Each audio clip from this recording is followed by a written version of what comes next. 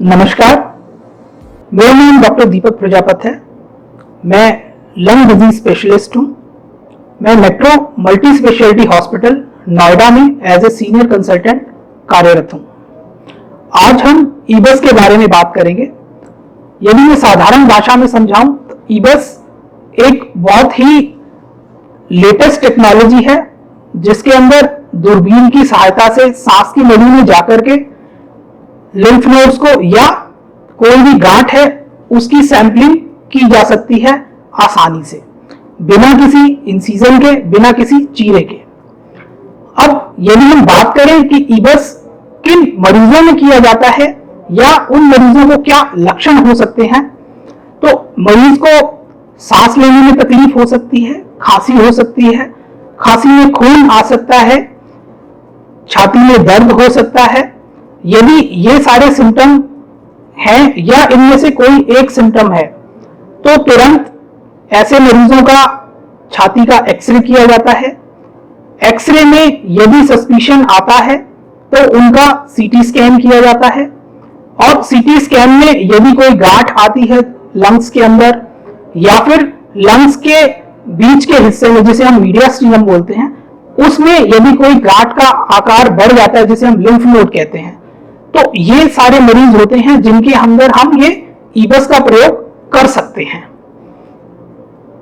अब यदि हम बात करें कि ईबस के प्रयोग के क्या फायदे होते हैं, सबसे बड़ा फायदा तो यही है कि ये सबसे सेफ प्रोसीजर है, डे केयर प्रोसीजर है। डे केयर का मतलब होता है कि पेशेंट सुबह आता है हॉस्पिटल में और शाम तक प्रोसीजर के बाद उसको घर भेज दिया जाता है।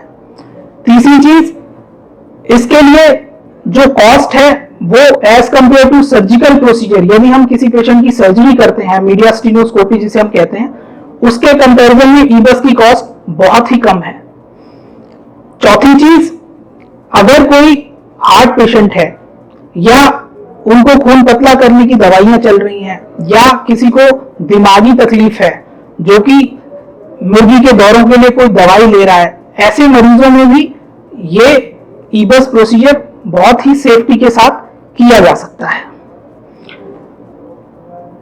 अब यदि हम बात करें कि कौन कौन सी बीमारियां होती हैं जिसके अंदर हम ईबस कर सकते हैं, तो ऐसे में जैसे कि आप सभी जानते हैं भारत के अंदर ट्यूबरकुलोसिस, टीबी बहुत ही कॉमन है और टीबी भी अलग अलग तरीके की होती है। कुछ ड्रग सेंसिटिव होती है, कुछ ड्रग रेजिस्टेंट टीबी होती है।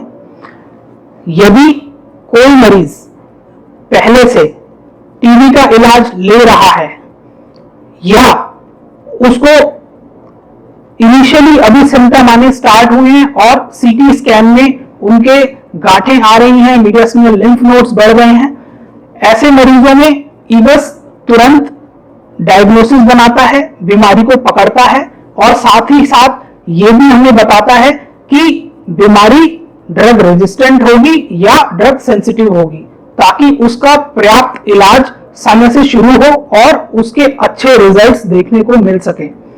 अन्यथा होता क्या है, हम इंपेरिकली यानी कि बिना किसी जांच के सिर्फ सिम्टम के आधार पर, लक्षणों के आधार पर यदि टीबी की दवाई शुरू कर लेते हैं तो पता लगता है कि टीबी की दवाई के जो साइड इफेक्ट हुए शरीर पे वो तो अलग, लेकिन बीमारी भी आगे की आगे बढ़ जाती है दवाइयां लेने के बाद भी। तो इससे बेहतर है जितना जल्दी हो सके जांच करवा करके पुष्टि की जाए कि क्या बीमारी है, टीबी है या कैंसर है या और कोई, जैसे कि सार्कोइडोसिस एक ऐसी बीमारी है जो टीबी से मिलती जुलती बीमारी होती है, लेकिन जब तक उस पे टेस्ट करके हम सैंपल को टेस्टिंग के लिए नहीं भेजते हैं, ये बीमारी पकड़ में नहीं आती है और ये डिफरेंशिएट कर पाना बहुत मुश्किल होता है। इसलिए ऐसी कंडीशन में ये टेस्ट करना बहुत ही अनिवार्य होता है ताकि जल्दी इलाज हो और जल्दी बीमारी से निजात पाई जा सके। दूसरा, लंग कैंसर। बहुत सारे मरीज होते हैं जिनके अंदर गांठें होती हैं और सबसे बड़ी समस्या भारत में यह है कि टीबी और लंग कैंसर, इन दोनों की कंफ्यूजन हमेशा रहती है। जब तक प्रॉपर सैंपलिंग ना हो, सैंपलिंग के रिजल्ट्स ना आए, उनके बेसिस के बिना ये कह पाना मुश्किल होता है कि इसे टीबी की तरह ट्रीट किया जाए या इसको कैंसर की तरह ट्रीट किया जाए। और यदि समय रहते ये टेस्ट ना कराया जाए और यदि मरीज को कैंसर होगा तो उसकी स्टेज बहुत जल्दी चेंज हो जाती है। और यदि एक बार कैंसर की स्टेज 1 और 2 से निकल के 3 या 4 पे पहुंच गई तो उस कैंसर को रोकना नामुमकिन होता है। जितना भी जल्दी हो जांच को करवाएं ताकि उसके नतीजों के हिसाब से आप जल्दी से जल्दी ट्रीटमेंट शुरू करें और स्वस्थ हो सकें। धन्यवाद।